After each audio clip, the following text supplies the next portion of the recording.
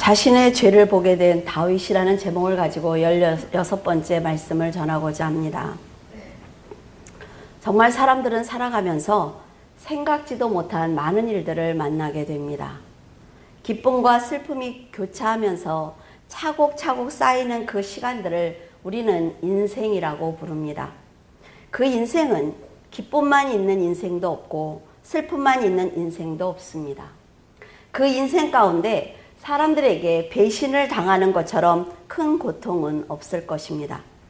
일방적으로 사랑을 주었음에도 불구하고 자신의 뜻대로 되지 않는다고 마음을 닫아버리고 사랑을 준 사람을 공격하는 그런 모습은 당하는 사람도 그것을 지켜보시는 하나님도 아주 슬픈 일일 것입니다. 다윗은 자식들 중에 가장 사랑을 많이 준 압살롬에게 공격을 당했습니다. 압살롬의 반역으로 다윗은 위급한 상황을 맞이했음에도 불구하고 그를 돕는 많은 사람들이 있는 것을 보면서 그가 평상시에 사람들을 얼마나 사랑했는지 알 수가 있었습니다. 그리고 궁에서 쫓겨난 다윗을 끝까지 따르던 사람들은 다윗에게 받은 은혜와 사랑을 잊지 않고 목숨으로 갚으려고 했기 때문에 하나님께서는 훗날 그들 모두를 축복하신 것입니다. 압살롬에게 쫓겨난 다윗은 하나님께 회개하는 마음으로 자신이 가지고 있던 세상의 모든 힘을 버렸습니다. 다윗이 만약 끝까지 세상의 힘과 사람을 의지했다면 아마도 압살롬의 반역은 성공했을 것입니다. 그리고 그는 다시는 왕좌에 오르지 못했을 거예요. 다윗은 아들이 반역하자 도리어 하나님을 바라보던 지혜롭고 명철했던 과거의 믿음을 회복했습니다. 이런 것을 보면 믿음의 사람에게 고난은 물론 고통스럽습니다. 그러나 회개만 한다면 하나님께 다시 돌이킬 수 있는 축복의 통로인 것 같습니다. 압살롬은 외가에서 3년 만에 집으로 돌아왔지만 아버지가 만나주지 않자 2년이 넘도록 아버지를 만나지 못하고 집에만 있었어요. 그는 자기가 힘이 없기 때문에 이렇게 무시를 당하고 있다, 이런 생각에 사로잡히기 시작을 했습니다. 그러자 권력을 탐하게 되었고 반역을 생각하게 되었습니다. 압살롬은 요압을 협박을 해서 2년 만에 아버지를 만나는데 성공을 했어요. 그가 반역하기 위해서는 백성들의 마음을 얻는 게 아주 필요한 일입니다. 왜냐하면 다윗의 용서를 받았다 이러면 백성들이 자기를 경계하지 않기 때문에 그래요. 용서를 받은 것을 백성들에게 보여주는 게 이 사람에게 너무나 필요했다 말이죠. 6절에 보면 이스라엘 무리 중에 왕께 재판을 받으러 오는 자마다 압살롬의 행함이 이와 같아서 이스라엘 사람의 마음을 압살롬이 훔치니라. 압살롬은 급한 일이 생겨서 송사하러 오는 사람들을 직접 만나서 위로해 주었습니다. 자신이 왕자임에도 불구하고 그들에게 자신이 얼마나 겸손한 사람인지 보여주는 데 노력을 했어요. 우리들 왜 선거철에 보면 아시죠? 얼마나 겸손합니까? 그렇죠? 악수를 일일이 하시고 급한 마음에 송사하러 온 사람들의 말을 압살롬이 잘 들어주니까 그들은 압살롬이 좋은 사람이다 라고 인정하기 시작을 했습니다. 압살롬은 아버지를 존경하는 백성들에게 다윗은 무능한 사람입니다. 내가 이렇게 겸손하고 이렇게 착한데 우리 아버지가 너무나 무능하기 때문에 내가 쫓겨다녔습니다 라는 것을 계속 말하기 시작을 했어요. 사람들은 압살롬의 간사한 마음을 알아채지 못하고 다윗의 무능함을 인정하기 시작을 했습니다. 그리고 압살롬이 정말 억울하게 쫓겨다녔구나, 압살롬이 잘못한 게 아니야 라는 말을 하기 시작한 거예요. 백성을 충분히 포섭했다고 생각한 압살롬은 다윗을 또 한 번 속이기 위해서 아버지를 만났습니다. 자기가 외가에 있을 때 서원한 것이 있다는 거예요. 그래서 자기가 헤브론으로 가서 그 서원을 하나님께 다시 서원을 이루어 드려야 되니까 제가 헤브론으로 가겠습니다 라고 말했단 말이죠. 그런데 다윗은 어떤 서원이냐 라고 묻지도 않고 허락을 했어요. 압살롬은 다윗의 선한 마음을 또 한 번 이용한 것입니다. 압살롬을 사랑하기 때문에 무조건 믿어주는 아버지의 마음을 이용을 해서 사람들을 포섭했고, 이제는 그 아버지를 왕좌에서 밀어내기 위해서 다시 반역을 꾀하고 있는 것입니다. 10절에서 11절에 보면 이에 압살롬이 정탐을 이스라엘 모든 지파 가운데 두루 보내 이르기를 너희는 나팔 소리를 듣거든 곧 말하기를 압살롬이 헤브론에서 왕이 되었다 하라 하니라. 그때 청함을 받은 200명이 압살롬과 함께 예루살렘에서부터 헤브론으로 내려갔으니 그들은 압살롬이 꾸민 그 모든 일을 알지 못하고 그저 따라가기만 한 사람들이라. 자, 압살롬은 아버지를 반역하기 위한 목적으로 헤브론으로 갔습니다. 그런데 정말 어이가 없는 것은 다윗의 신하 200명이 압살롬의 계획을 눈치채지 못했다는 거예요. 아무 생각도 없이 그를 따라갔다는 것입니다. 이스라엘은 세상의 권력 구조를 가진 나라가 아닙니다. 하나님의 은혜와 말씀으로 다스리는 나라이기 때문에 고위 관직인 200명의 사람은 다윗이 어떤 믿음을 가지고 이스라엘을 다스렸는지 다 알고 있단 말이죠. 하나님께서 이스라엘과 다윗에게 어떤 기적을 베푸시는지 그들의 눈으로 직접 보았단 말이에요. 그런데 압살롬의 거짓말에 속아서 다윗을 배신한 것입니다. 하나님께서 이스라엘과 다윗에게 놀라운 은혜를 베푸신 것을 알면서도 그들은 압살롬이 권력을 가지고 있다는 판단이 서자 반역임에도 불구하고 그 자리를 떠나지 않았습니다. 이와 같이 지금 많은 성도들이 영을 분별하지 못해서 교회들이 분열되어 있고 그로 인해 영혼들이 실족하고 있습니다. 말씀을 깨닫지 못한 교인들이 이단 사상을 받아들인다든지 세상의 힘을 자신의 믿음으로 착각을 해서 교회를 분열시키고 있어요. 나는 지혜로워. 내가 너보다 나아. 라는 생각을 끊임없이 하고 있단 말이죠. 그런데 그것이 말씀이 중심인지를 봐야 한단 말이에요. 악한 영에 붙들려서 예수님의 몸된 교회를 분열시키려고 하는 사람들이 목회자일 수도 있고 직분자일 수도 있으며 이단일 수도 있습니다. 요즘 이단에게 엄청난 편지를 받고 있어요. 저는 제 이름까지 써서 당신이 하는 설교는 뭐 어쩌고 저쩌고 상관없단 말이죠. 이단들은 본이 되지 못하는 목회자와 직분자들이 사탄의 영에 사로잡혀서 귀한 영혼들이 구원받지 못하도록 천국문을 막고 있는 것이 현실입니다. 교회는 하나님의 영과 사탄의 영이 함께 역사하고 있단 말이죠. 여러분들이 절대 이것을 잊어서는 안 돼요. 어떻게 교회가 이럴 수가 있어? 교회 다니는 사람이 어떻게 저럴 수가 있어? 그런 것이 아니라 교회를 다니기 때문에 그런 행동을 할 수가 있단 말이죠. 성도들이 진리의 말씀으로 영분별을 하지 못하면 자신의 영혼을 지옥에 떨어뜨릴 수 있습니다. 다윗과 신하들이 하나가 되어 이스라엘을 지켜도 지금 힘겨운 상황이에요. 그런데 신하들이 힘을 가진 압살롬을 따라갔기 때문에 다윗은 결국 고난을 받게 되었습니다. 그리고 훗날 영을 분별하지 못하고 압살롬을 따른 사람들은 사망에 빠졌어요. 하나님을 의지한 다윗과 사람들은 궁으로 돌아오는 축복을 받게 되었습니다. 그리고 압살롬은 다윗에게 반감을 가지고 있던 아히도멜을 동참을 시켰습니다. 그는 수십 년 동안 다윗과 전쟁터에서 생사고락을 함께한 사람이에요. 모사로서 사명을 잘 감당한 사람입니다. 저는 이 아히도멜이 너무나 아까운 거예요.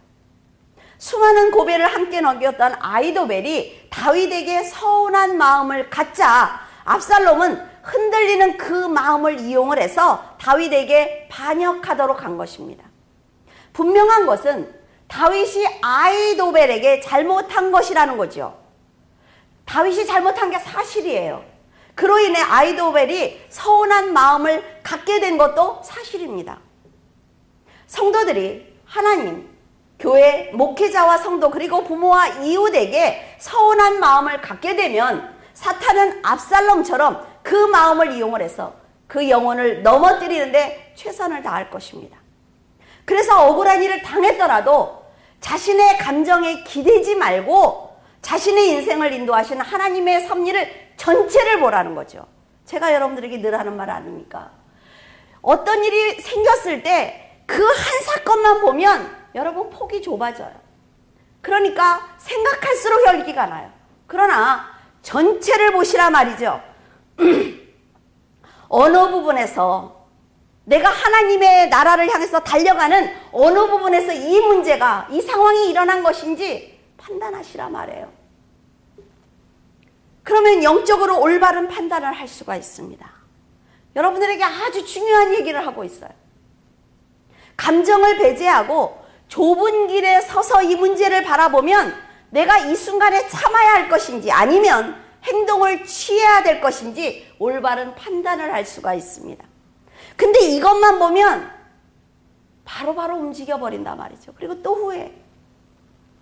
그래서 다윗이라는 사람을 보지 말고 하나님을 바라보라는 거예요. 사무엘하 23장 34절에 미아가 사람의 손자 아하스베의 아들 엘리벨렉과 길롯 사람 아이도벨의 아들 엘리암이라고 기록이 되어 있습니다. 사무엘하 11장 3절에 그 여인은 엘리암의 딸이요 햇사람 우리아의 아내 밧세바다라고 기록하고 있어요. 여기서 알 수 있는 것처럼 아이도벨의 아들은 엘리암입니다. 엘리암의 딸이 바로 누구예요? 다윗이 취한 밧세바라 말이죠. 그 여인의 남편이 우리아예요. 아이도벨이 얼마나 억울했을지 충분히 이해가 되지 않습니까? 자기가 다윗에게 그렇게 충성을 했는데 어떻게 이럴 수가 있어? 더욱 안타까운 것은 아이도벨이 복수하지 않았다면 하나님께서 그의 억울함을 분명히 풀어주셨을 것입니다. 자랑스러운 손녀 사위 우리아를 죽이고 손녀 밧세바를 취한 다윗의 악행은 하나님이 보실 때 분명히 죄이기 때문에 그래요. 이렇게 당연한 아픈 감정을 압살롬이 반역의 도구로 이용한 것입니다. 어떤 이유이든 이렇게 복수심을 가진 사람은 결국 악한 사람을 찾기 때문에 하나님께서 복수하지 마라 라고 말씀하신 거예요. 복수를 한다는 건 뭐예요? 하나님을 결국 믿지 못하는 것입니다. 내가 해야 된다는 거지요. 하나님이 보실 때 내가 사람에게 해코지하는 것을 원치 않아도 내가 해야 된다는 것입니다. 왜? 하나님이 언제 하냐는 거예요. 내가 해야 된다. 그래서 자신의 억울함을 맡기지 않는 것이 바로 뭡니까? 악한 마음에서 나온 행동이란 말이죠. 다윗은 압살롬이 반역했다는 말을 들었어요. 그러니까 그와 전쟁을 하면 많은 백성들이 죽을 수도 있겠다라는 판단하에 궁을 떠나기로 결심을 했습니다. 하지만 그는 후궁 10명을 궁에 남겨두는 실수를 범하고 말았어요. 여러분, 하나님께서 분명히 다윗에게 뭐라고 하셨습니까? 내 아내들을 백주에 다른 사람들에게 빼앗길 것이다 라고 분명히 말씀해 주셨단 말이죠. 그럼에도 불구하고 자기의 아내들을 궁에다 남겨두었어요. 말씀을 듣지 못해서 순종하지 않는 것이 아니라 자신의 생각을 버리지 않기 때문에 계속 이런 실수를 범하게 되는 것입니다. 아이도벨은 자신의 분한 마음을 풀기 위해서 압살롬에게 아버지의 후궁과 백주 대낮에 백성들 앞에서 동침을 해라 라고 부추기기 시작을 했습니다. 복수심이 극에 달하자 죄가 되는 행동을 서슴없이 하고 있단 말이죠. 권력의 눈이 어두워지면 아버지의 사랑을 받는 아내를 범할 정도로 인간은 악해지는 것입니다. 압살롬과 아이도벨의 이런 행동은 하나님의 사랑을 받고 있는 성도들을 괴롭히는 죄와 전혀 다르지 않습니다. 하나님의 사랑을 받고 있는 성도들을 괴롭히는 것이 얼마나 악한 죄라는 것을 알아야 한단 말이죠.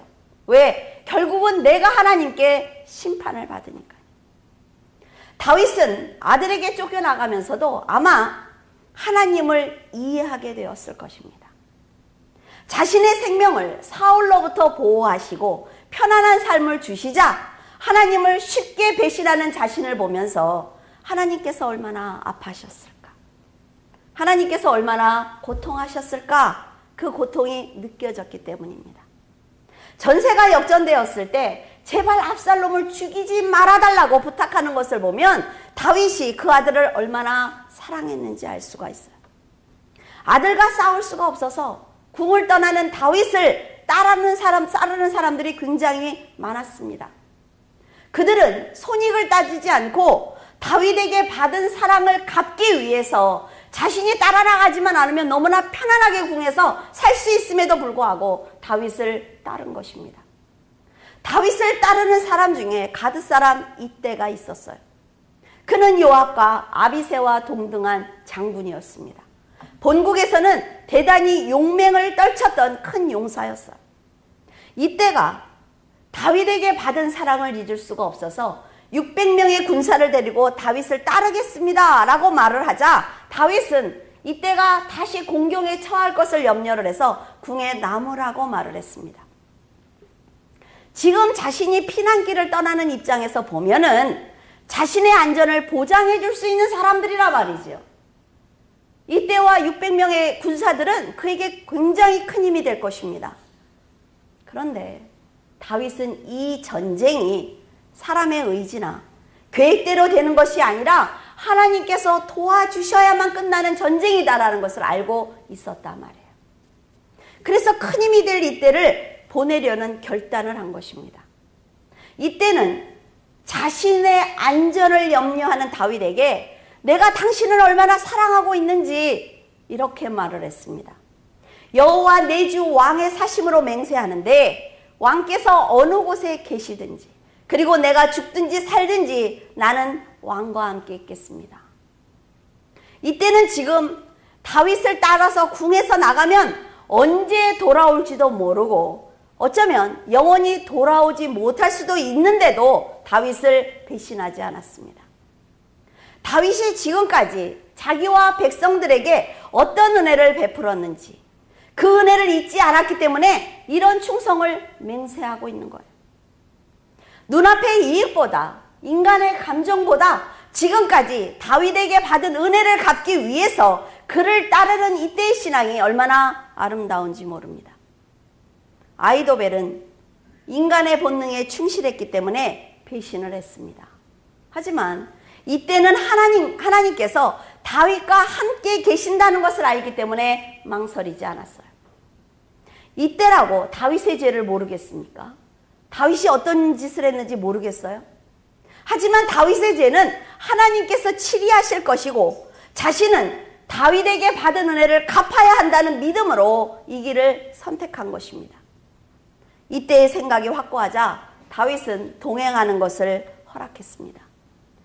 지금 아들인 압살롬은 아버지를 죽이려고 하고 블레셋 장군인 이때는 다윗을 지키는 웃지 못할 일이 지금 벌어지고 있단 말이죠. 이런 것을 보면 은혜를 갚는 것은 교육보다는 인성의 차이라고 생각을 합니다. 아무리 교육을 시켜도 인성은 바뀌지 않는단 말이죠. 사랑을 많이 받아도 배신하는 가룟 유다가 있는가 하면 이방인인 이때처럼 은혜를 목숨으로 갚는 사람들이 있기 때문에 그렇습니다. 이처럼 하나님께 택함을 받은 유대인들은 예수님을 죽였지만 이방인이었던 우리들은 예수님의 은혜를 알고 섬기는 성도가 되었습니다. 하나님을 중심으로 영원한 세계를 보느냐 아니면 인간이 중심이 되어 세상을 보느냐의 차이가 이렇게 엄청난 결과를 초래하는 것입니다. 여러분은 이때처럼 하나님과 사람에게 사랑과 은혜를 받았다면 비록 손해를 보는 일이 있더라도 갚을 줄 아는 선한 마음을 가지시기 바랍니다. 24절에 보라 사독과 그와 함께한 모든 레위 사람도 하나님의 언약궤를 메어다가 하나님의 궤를 내려놓고 아비아달로 올라와서 모든 백성이 성에서 나오기를 기다리는도다. 사독은 다윗의 왕권을 수호하는데 많은 공을 세운 제사장입니다. 사독은 압살롬이 반역을 꾀하자 아비아달 제사장과 레위 사람들과 함께 언약궤를 가지고 궁을 탈출했어요. 당연히 다윗이 언약궤를 가지고 가야 한다는 생각을 했기 때문입니다. 하지만 다윗은 사독에게 궁으로 언약궤를 가지고 가라고 했습니다. 그러자 그들은 반란이 끝날 때까지 궁에서 궤를 수호하는 순종을 보였습니다. 다윗이 다시 회복할 수 있었던 것은 이렇게 목숨을 걸고 도와주었던 사람들이 곁에 있었기 때문입니다. 다윗은 사독에게 언약궤를 가지고 가라 하면서 이렇게 말을 했습니다. 내가 만일 여호와께 은혜를 얻게 되면 궤를 다시 보게 될 것이다. 그러나 만일 하나님께서 나를 기뻐하시지 않으면 나는 어떤 고난이 와도 감당하겠다.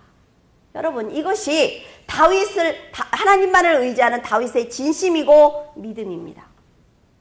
언약궤를 가졌기 때문에 승리하는 것이 아니라 말이죠. 우리가 예배를 드렸기 때문에 하나님을 믿는 것이 아니에요. 우리가 말씀을 가지고 내 삶이 변하고 내가 가던 길을 돌이키고 내 말과 행동이 변하고 내 의식이 변하는 것이 바로 구원입니다. 하나님께서 용서하실 때 나는 비로소 궁으로 다시 돌아올 수 있다라는 진실된 고백을 하고 있습니다. 그래서 돌아온 거예요. 다윗에게 사독과 언약궤가 함께 있다면 백성들은 다윗을 두려워했을 것입니다. 하지만 다윗은 내가 바로 서지 않으면 언약궤가 함께 있다고 해도 돌아올 수 없다는 것을 이미 알고 있었습니다. 세상의 욕심을 다 버린 다윗에게 하나님께서는 후세라는 사람을 보내주셨어요. 다윗이 감난산 꼭대기에 도착했을 때 아렉 사람 후세가 울면서 다윗을 맞이하러 나왔습니다. 후세는 다윗의 친구예요. 왕이 바른 결정을 하도록 도왔던 모사입니다. 다윗은 후세에게 부탁을 합니다. 너는 나를 배신하고 압살롬에게 온 것처럼 하고 압살롬을 속여서 아히도벨의 모략을 방해해달라고 이렇게 얘기를 했어요. 그 당시 아히도벨의 계획은 너무나 뛰어나서 하나님께 직접 듣는 것처럼 지혜로웠습니다. 후세가 아히도벨의 모략을 지키고 있는, 그러니까 아히도벨이 모략을 세우면 그 언약궤를 지키고 있는 사독에게 말해 주어야 돼요. 그러면 사독은 다윗에게 그 계략을 전해주는 것입니다. 그러면 다윗은 계획을 세워서 다시 전하는 거지요. 그래서 그의 계획을 무너뜨리는 것입니다. 이것이 이들의 작전이에요. 지금 후세는 나를 속인 것처럼 하고 들어가 라고 했더니 머뭇거리지도 않아요. 내가 들어가겠습니다. 여러분, 이렇게 서로 믿고 일하는 관계가 분명 하나님께 축복을 받은 관계일 것입니다. 하나님의 일이든 세상의 일이든 가정이든 혼자 하는 법은 없다 말이죠. 서로가 서로에게 선한 마음을 가지고 이 사람이 이 말을 했을 때는 왜 그 말을 했는지 듣지 않아도 믿어주는 이런 관계가 얼마나 중요한지 몰라요. 성도들이 말씀으로 뭉치지 않으면 이단 사상이 교회로 들어왔을 때 그것을 막아낼 힘이 없습니다. 여러분, 지금 세상에 있는 교회들이 얼마나 지금 많이 깨지고 있는지 몰라요. 여러분들은 지금 교회 안에서 너무나 안전하게 보호받고 있단 말이죠. 이거 목사들 자랑하려고 하는 것이 아니에요. 목사들이 죽도록 공부하고 있어요. 그래서 여러분들을 철저하게 보호하고 있습니다. 근데 이 안에서 여러분들이 나가면 방법 없단 말이죠. 이단 사상이 이 교회를 깨기 위해서 얼마나 노력하는지 몰라요. 어떻게 알았는지 전화가 왔더라니까요. 이강 안수 집사님을 바꿔달라. 여러분, 지금 여러분들에게 아주 중요한 얘기를 하고 있습니다. 얼마나 관심을 가지고 교회를 공격하고 있는지 여러분 생각을 잘 하셔야 됩니다.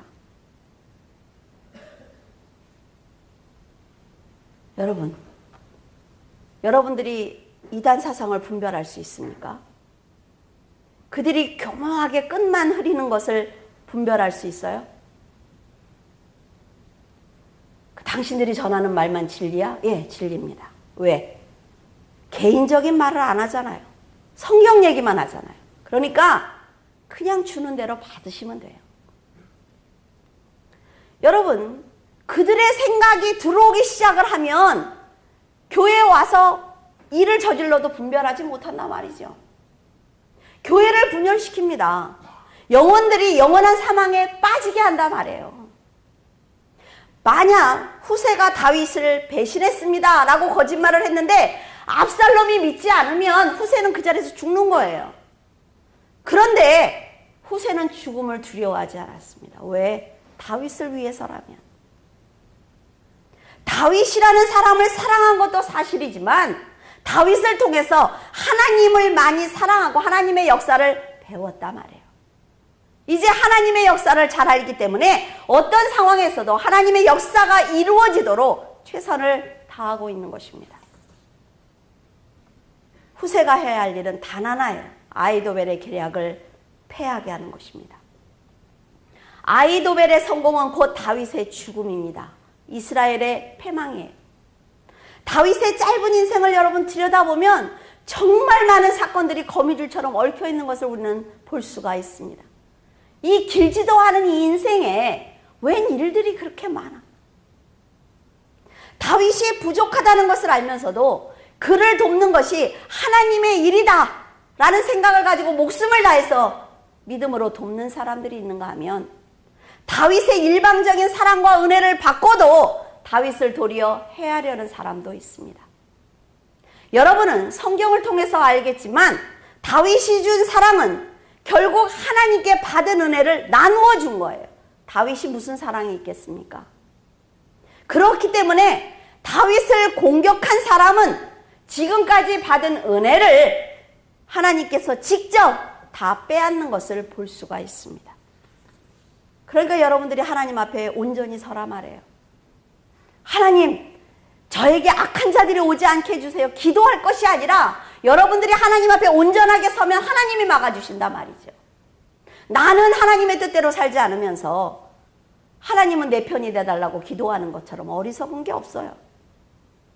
다윗이 잘해서 하나님이 도와주시는 것이 아니라 다윗보다 압살롬과 아히도벨이 더 악하기 때문에 하나님이 다윗을 보호하시는 거예요. 아시겠습니까?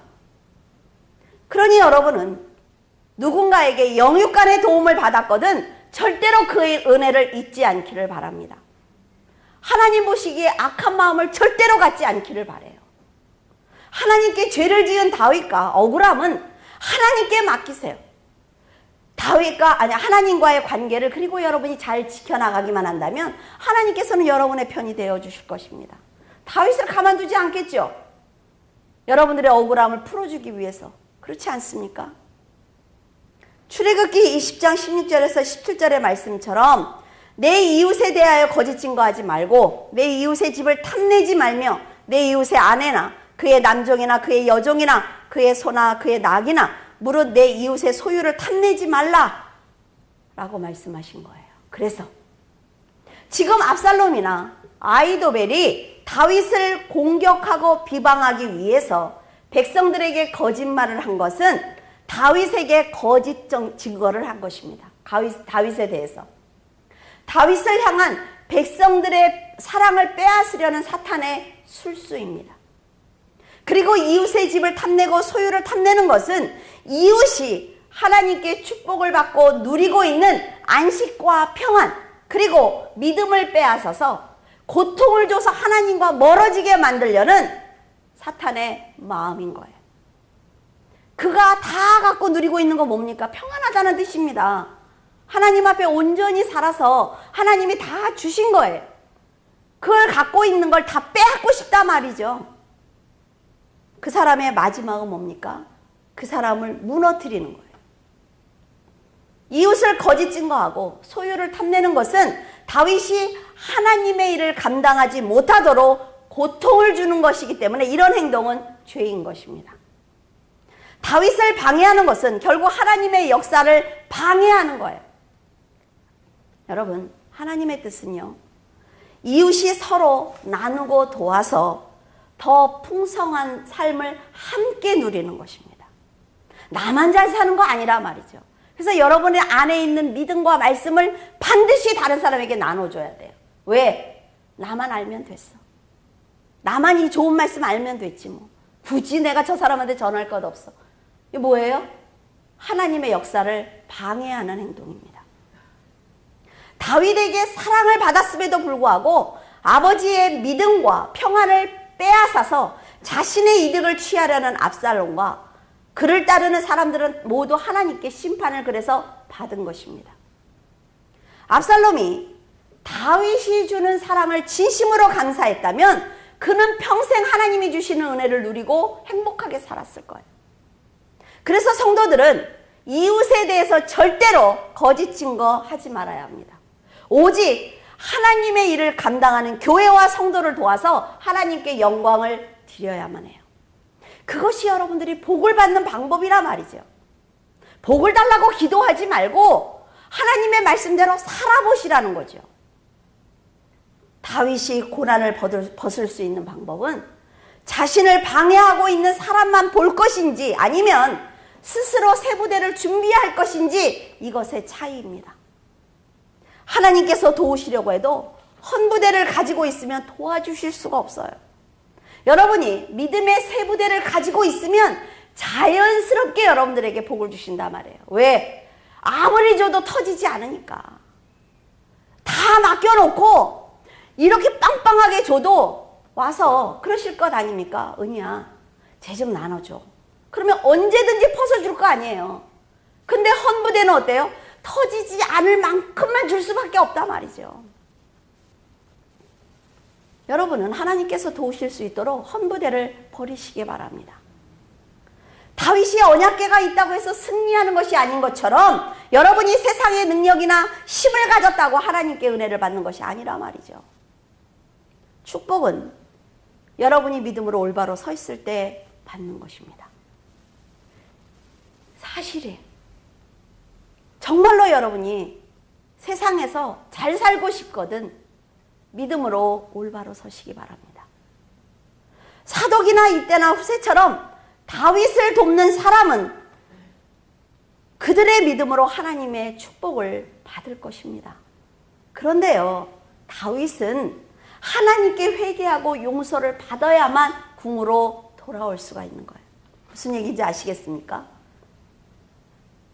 다윗을 도왔다고 해서 복을 받는 게 아니라 말이죠. 하나님께서 세우신 다윗을 도왔기 때문에 하나님이 하나님의 역사를 위해서, 왜? 예수님이 다윗의 후손으로 오셔야 되니까. 그 큰 역사의 줄기로 다윗을 도왔기 때문에 복을 받는 거예요. 근데 다윗은 하나님께 회개하지 않으면 그 자리로 돌아오지 못합니다. 성도가 잊지 말아야 하는 것은 분명 동역자가 필요하지만 사탄의 모든 공격을 막아주시는 하나님과 동행해야 한다는 것입니다. 여러분도 다윗처럼 지금 당하고 있는 고난이 높은 산처럼 아득해 보여도 하나님과 함께 한다면 능히 이길 수 있습니다. 넘을 수 있어요. 근데 여러분 생각을 해보세요. 여러분이 산 정상에 오르고 싶어요. 히말라야 같은. 그럼 혼자 갑니까? 절대로 그렇지 않아요. 안내자가 있어야 합니다. 출애굽을 할 때 모세가 있었던 것처럼, 교회에 담임 목사들이 있는 것처럼 여러분들의 영혼을 이끌어줄 안내자가 필요하다 말이죠. 자, 높은 산까지 올라갔어요. 안내자에 의해서. 셰르파라라고 하나요? 그분들을.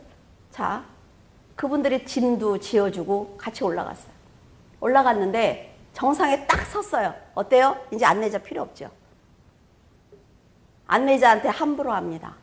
말도 함부로 하고 행동도 함부로 해요. 꺼지라고 했습니다. 그래서 그 사람이 혼자 내려갔어요. 그 길은 어떻게 합니까? 이제 혼자 내려와야 돼요. 여러분, 여러분을 영적으로 안내한 안내자가 있거든 함부로 대하면 안 됩니다. 그래서 교회에 직분자들이 중요한 것이고 구역장들이 중요한 거예요.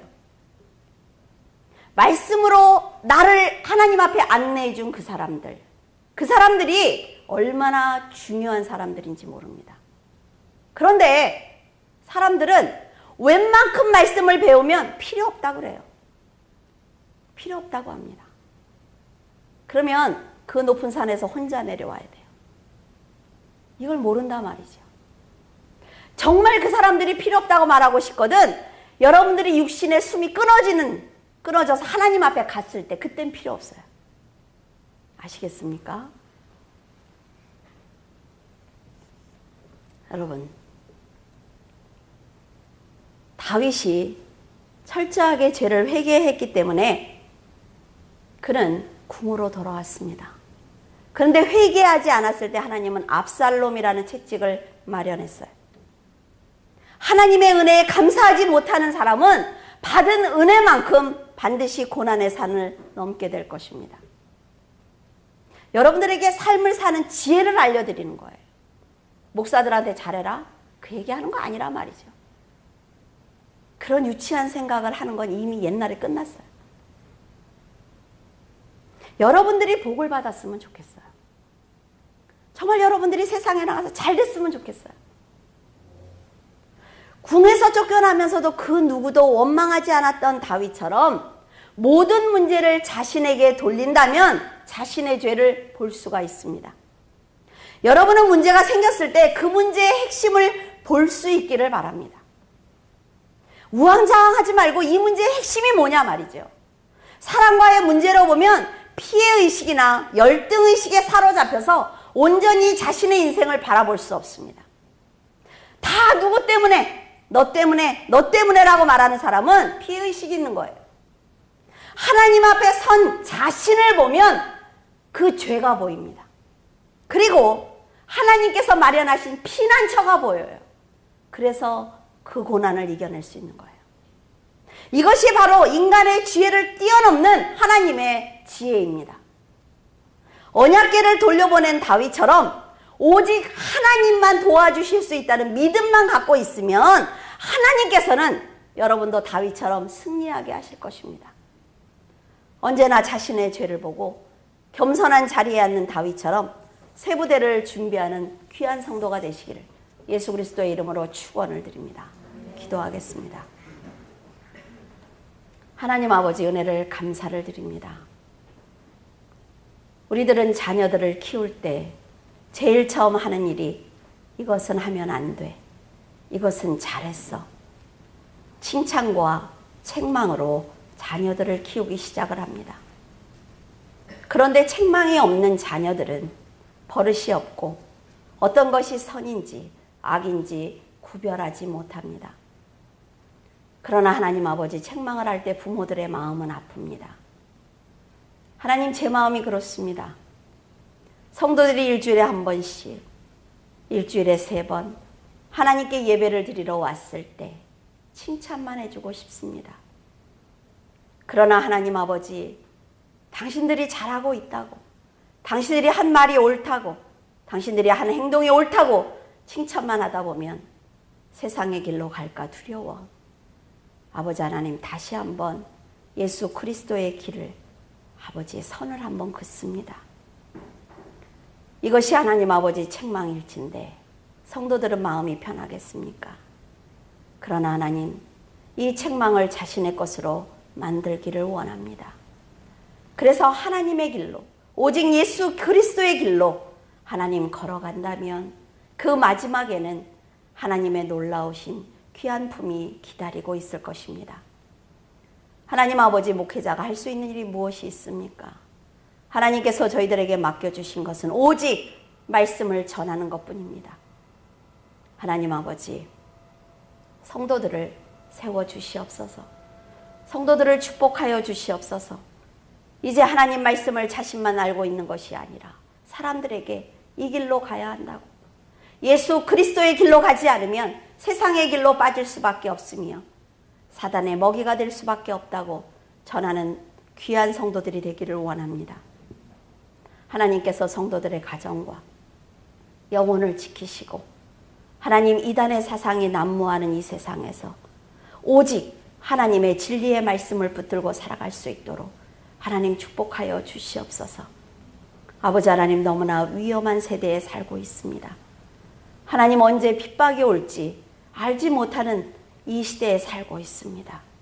그럼에도 불구하고 안일한 자리에 앉아있는 성도들의 모습을 주님께서 기억하시고 충만한 은혜로 함께하여 주시어서 다윗처럼 고난이 올지라도 다시 한번 일어나는 귀한 믿음을 가질 수 있도록 축복하여 주시옵소서.